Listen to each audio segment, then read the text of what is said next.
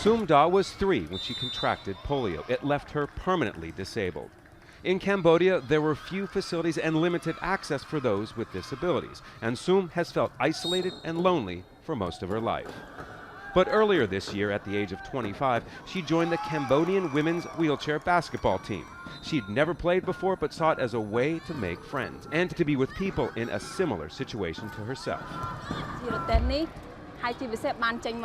So now, not only do I get to be outside and I have my teammates, I get to travel abroad for tournaments. Sumda's team is in Thailand, competing in the Asia Oceania Championships, which acts as qualifiers for the 2020 Paralympics in Tokyo. The team is supported by the International Committee of the Red Cross, the ICRC. It provides training and coaching, even the wheelchairs. Off the board. Canadian Joe Higgins is head coach. He's played and coached wheelchair basketball for more than 40 years, including at the Paralympics. We really need the people of Cambodia to look to inspire people with disabilities to want to be active, to want to play sport, to be the employers of the future, to ask not for pity or favors, but what they'd want if they were in this exact same space.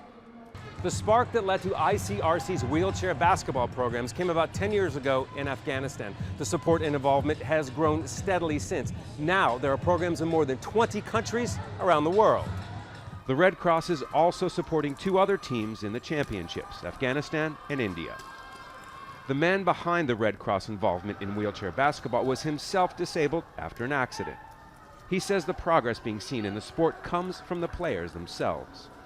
Seeing that these amazing athletes are also people with disabilities, and it starts to change society's perspective of what those people with physical disabilities are really capable of. And it's a gradual, slow process, but eventually you start to see a little bit of a sea change in terms of the opportunities that are available to people with physical disabilities. So while the Cambodian team might not be that successful on the scoreboard, the victory comes from changing people's minds at home. Scott Heidler, Al Jazeera, Pattaya, Thailand.